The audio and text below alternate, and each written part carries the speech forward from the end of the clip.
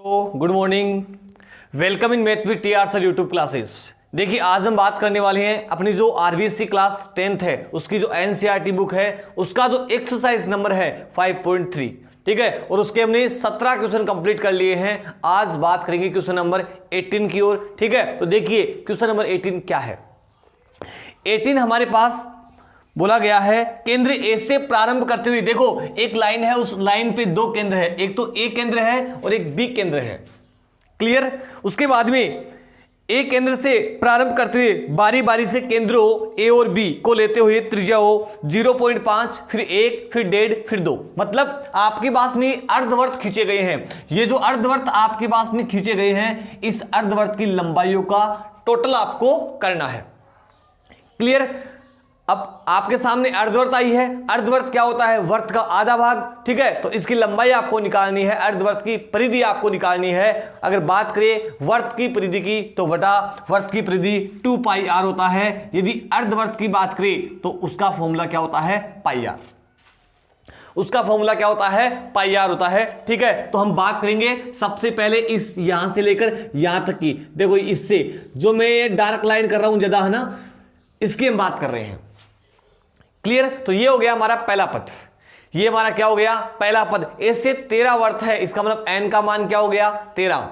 और टोटल लंबाई निकालनी, इसका मतलब आपको S13 की वैल्यू ज्ञात करनी है, ठीक है। तो बात करेंगे पहले पद की। पहला पद क्या हो जाएगा? देखो हमारे पास 13 त्रिज्या होगी, तो R1 का मान क्या हो गया? 0.5 सेंटीमीटर। 13 त्रिज्या, पहला वर्त उसका आधा कर दो, दूसरा वर्त उसका आधा कर दो। R2 है तो एक का आधा कर दो, सही है। तो R1 क्या हो गया? 0.5, एक का आधा, सही है। फिर R2 तो 2 का आधा, क्लियर। तो यहां से हम बात करेंगे सबसे पहले पहला पद। बेटा जो पहला पद आएगा वो क्या आएगा? पाई R1। क्या आएगा? पाई R1। बहुत ही बढ़िया क्वेश्चन है। पाई R1, पाई की वैल्यू हमें दी गई है 22/7, तो 22/7 ही आपको रखना है। 22/7 इंटू 0.5। 0.5 को यदि 22 से मल्टीप्लाई करेंगे तो हमारे पास क्या आएगा? 110, और ये 0.1 अंक से पहले है तो ये लगा दिया। क्या आंसर आ गया आपका? 11/7 सेंटीमीटर। ये बेटा अपने पास में पहला पद आया है। क्या आया है? पहला पद, ठीक है। जो पहला अर्धवर्त है उसकी लंबाई आपको प्राप्त हो चुकी है 11/7 सेंटीमीटर। इसी प्रकार से हम निकालेंगे 13वां अर्धवर्त। क्या निकालेंगे? 13वां अर्धवर्त निकालेंगे A13। देखो मैंने बताया आपको A1, ठीक है। A1 के लिए R1 त्रिज्या, और R1 का मान कैसे निकाला हमने? 1 का आधा कर दिया। इसी प्रकार से 13 अपने को 13वां पद निकालना है, R13 का मान निकालना है। तो R13 क्या हो जाएगा अपने पास में? 13 का आधा। पाई R13, पाई R13 है, उसकी वैल्यू हम ज्ञात करेंगे। तो ध्यान से देखो सामने इधर पाई R13, ये लो, पाई की वैल्यू 22/7। 13 है, 13वां पद ज्ञात करना है, 13 का आधा कर दो। 13 का आधा क्या होता है? 6.5। यह आ गया 6.5, सही है। 6.5 को 22 से मल्टीप्लाई कर दो आराम से, कोई दिक्कत नहीं है। 22 पंजे 110, हासिल 11, और 22 जगह 132, 132 और 11 143, 143, ठीक है। एक अंक से पहले पॉइंट लगा दिया तो क्या आंसर आ गया आपका? 143/7। 143/7 पहला पद पता है मेरे को। उसके बाद में अंतिम पद 13वां पद भी हमें पता है। अब हम बात करेंगे इसके टोटल, अर्थात SN के लिए देखो पहला पता है, लास्ट पता है, n पता है, तो छोटा वाला फॉर्मूला काम में लेंगे। ले लो काम में। SN बराबर n/2 2a plus, sorry shortcut काम मिलेंगे ना, तो शॉर्टकट काम ले लो, a plus l, okay. SN S13 13/2, a की जो वैल्यू है वो क्या आ गई? 11/7। L की जो वैल्यू है 143/7, क्लियर। 13/2 इंटू इन दोनों को जोड़ेंगे तो 7 क्या आएगा इसका एलसीएम?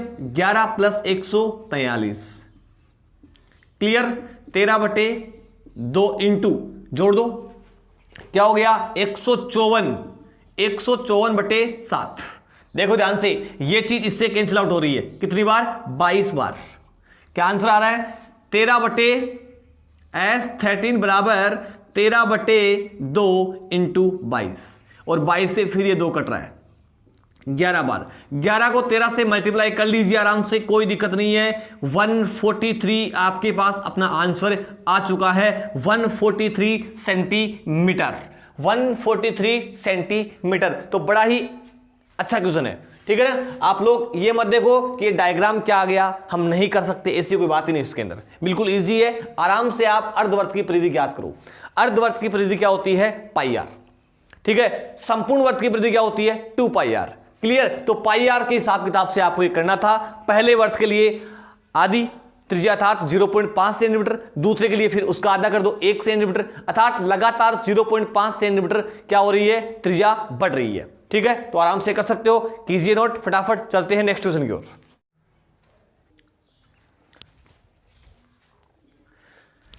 देखिए बेटा क्वेश्चन नंबर 19 क्या बोला है। 19 बोला है कि हमारे पास में पूरे टोटल 200 लकड़ी है, लकड़ियों का ढेर है, लट्ठों का ढेर है, ठीक है, लॉक्स। तो सबसे नीचे वाली पंक्ति में 20, देखो सबसे नीचे वाली पंक्ति में 20 है, ये लो इस प्रकार से 20 है, ठीक है। उसके बाद में इससे ऊपर वाली में फिर क्या हो गया 19, उससे ऊपर वाली में क्या हो गया इस प्रकार से 18, उससे ऊपर वाली में क्या हो गया 17, उससे ऊपर वाली में क्या हो गया 16, और उससे ऊपर वाली में क्या हो गया, ऐसे सिस्टम चल रहा है। टोटल हमारे पास में क्या है 200। तो एस एन की जो वैल्यू है वो हमारे पास में क्या है 200। सबसे नीचे वाले जो लाइन है, सबसे नीचे वाली जो पंक्ति है उसमें है बेटा 20, ठीक है, 20 लट्ठे। उसके बाद में हमें यह दिया गया है लगातार एक एक लट्ठे कम हो रहे, एक एक लठ कम हो रहे हैं, ठीक है। तो हम कह सकते हैं डी की वैल्यू क्या होगी -1। पहले 20 फिर 19, देखो पहले 20 फिर 19 फिर 18 फिर 17 फिर 16, तो देखेंगे तो -1। डी की जो वैल्यू है वो क्या आ गई -1, ठीक है। तो बड़ा वाला जो फॉर्मूला है उसमें लगाइए आराम से और आंसर निकालेंगे। देखो एस एन बराबर n/2 2a plus n-1 into D. Clear. S n की जो वैल्यू है वो हमारे पास में 200 है, एस एन है उसकी वैल्यू क्या है 200 है, ठीक है। एन इसके बारे में कोई पता नहीं है क्योंकि टोटल पंक्तियां हमें ज्ञात करनी है, कुल कितनी पंक्तियां है। 2a ये पता है, ए की जो वैल्यू है वो 20 है। जो भी जानकारियां प्राप्त है वो सब चीज नोट कर दो। डी की वैल्यू क्या है -1 है, ठीक है। ये ब्रैकेट बंद, 2 जाएगा उधर, क्या हो जाएगा गुणा हो जाएगा, सही है। 200 को 2 से मल्टीप्लाई कर दिया, कितना हो गया 400। एन अपने पास में ऐसा का ऐसा, ये हो गया 10, 20 को 2 से किया 40। उसके बाद में इस 1 को एन से करेंगे मल्टीप्लाई तो ये हो जाएगा माइनस का, 1 को 1 से कीजिए किसका हो गया प्लस का। क्लियर। ये हो गया 400 बराबर एन और 40 और 1 41, 41 माइनस एन, ठीक है। फिर से एक बार एन से मल्टीप्लाई कर लीजिए। 400 बराबर क्या हो गया 41n minus n square, n square जाएगा इधर किसका हो जाएगा प्लस का, 41 को भेज दो किसका हो जाएगा माइनस का, और 400 पहले से ही प्लस का है तो प्लस का ही रहेगा, और बराबर क्या हो गया 0। बेटा द्विघात समीकरण बन गया, ठीक है। तो अब हमें द्विघात समीकरण का इलाज करना पड़ेगा। तो देखिए द्विघात समीकरण है उसका इलाज, 400 आ गया, इस 400 के टुकड़े करने हैं, यहां प्लस का चिन्ह है, इसका मतलब दोनों साइन सेम रहेंगे, या तो प्लस के या फिर माइनस के। बात करें बी के साइन की तो बी का साइन किसका है माइनस का, इसलिए दोनों माइनस के होंगे। तो बेटा 400 के फैक्टर करते हैं 25 और 16, ठीक है, 25 और 16, यह आ गया 25n माइनस 16n प्लस 400 बराबर 0। क्लियर। इन दोनों में से n कॉमन आ रहा है तो n माइनस क्या आ गया 25, और इनमें से 16 कॉमन आपको दिख रहा है, ठीक है। तो n माइनस क्या आ गया 25 बराबर 0। n माइनस 25 और n माइनस 16 इज इक्वल 0।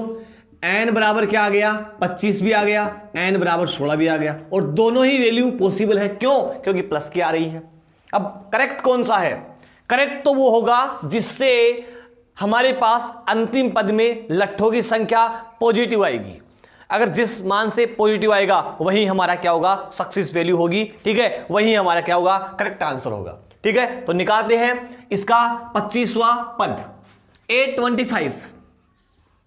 825 निकालेंगे, इसलिए क्या हो जाएगा a प्लस 24d, और a की जो वैल्यू है वो क्या है 20, a की वैल्यू क्या आ गई 20, और 24 इंटू डी की जो वैल्यू है वो क्या आ गई माइनस का 1, तो 20 माइनस के 24। तो यहां से हम बात करें तो जो अपने पास में जो 25वां पद है वो क्या आ गया माइनस के 4। अब आप खुद लगाओ दिमाग कि हमारे पास में सबसे ऊपर वाली पंक्ति में माइनस के 4 लठ है, क्या ये पॉसिबल है?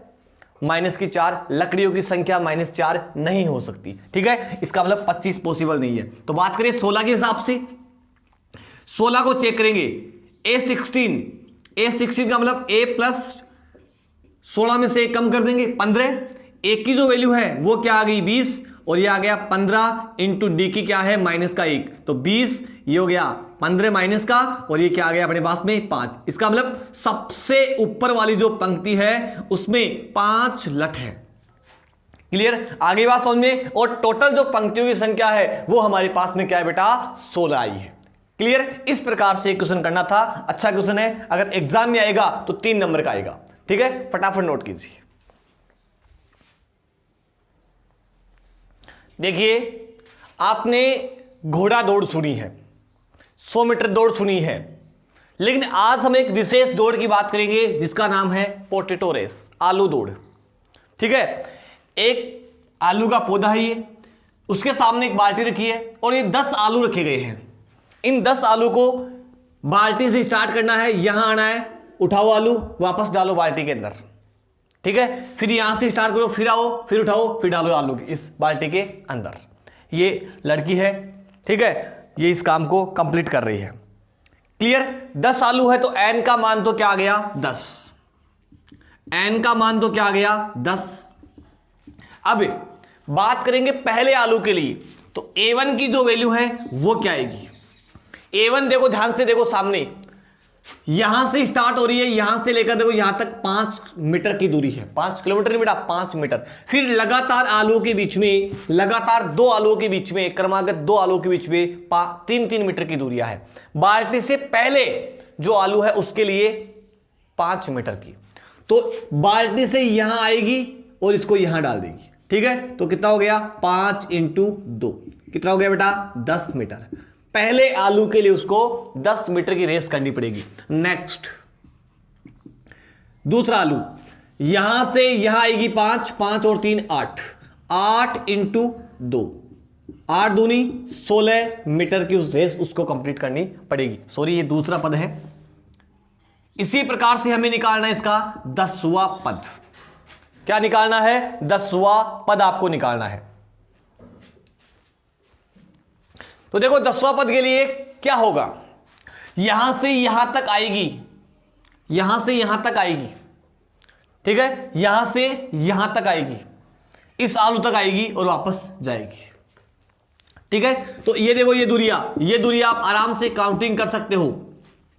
ठीक है, 9 × 3, 9 × 3, 5 तो पहले से है ही, और 9 × 3 सही है। मतलब फॉर्मूला क्या बन गया, देखो पहला आलू पहले के लिए 0 × 3 और +5, दूसरा आलू पहले दूसरे के लिए 2 में से 1 कम कर दो। ठीक है, तो 1 × 3, फिर उसके बाद तीसरे के लिए 2 × 3 +5, इसी प्रकार 10वें आलू के लिए 9 × 3 +5। हाँ, तो देखिए कितना हो गया, 9 को 3 से किया 27, 27 और 5 32। ये आ गया अपने पास में लास्ट आलू के लिए की गई तय दूरी। ठीक है, चलिए अब हम बात करेंगे S10 की वैल्यू। Sn के लिए फॉर्मूला क्या होता है, n/2 a + l, ये होता है। n की वैल्यू क्या है 10 है, तो S10 10/2, a की वैल्यू क्या आ गई 10, एल की वैल्यू क्या आ गई, और साथ ही साथ इसको किससे गुणा करना है, 2 से गुणा भी करना पड़ेगा। किससे गुणा करना पड़ेगा, 2 से। एक बार आना और एक बार जाना, सही है ना। तो 32 इंटू 2 64, सही ना, क्योंकि एक बार यहां से आया, उठाया आलू 32 हो गया, वापस गया 32 दूनी 64, क्योंकि हमने सब में क्या किया है, आना जाना 2 से मल्टीप्लाई किया है ना। तो लास्ट जो टर्म है उसकी वैल्यू क्या आ गई, 64। अब सोल्व कर लेंगे इसको। एस 10, 10 में 2 का लगाओ 5 इंटू 64 प्लस 10 कितने हो गए, 76, 74 आ गए। 74 को आप लोग किससे मल्टीप्लाई करोगे, 5 से करोगे, 5 चौका 20, 7 पंजे 35 और 2 37। एस 10 की वैल्यू हमें ज्ञात हुई है। क्या आया है, 370 मीटर। 370 मीटर हमारा आंसर आया है। ठीक है, तो इस प्रकार से आप भी, हमारी ओर से 5.3 कंप्लीट हो चुकी है। ठीक है, आप लोग भी प्रैक्टिस कीजिए, डेली प्रैक्टिस कीजिए मैथ्स की। ठीक है, और यदि वीडियो आप में आपको मजा आ गया, ठीक है, तो प्लीज एक बार कमेंट्स बॉक्स में अपने सुझाव जरूर दीजिए। ठीक है, और अपने साथियों को शेयर कीजिए, सब्सक्राइब कीजिए हमारा चैनल, ताकि आपको बेहतर से बेहतर हम क्लास दे सके। ठीक है, थैंक यू।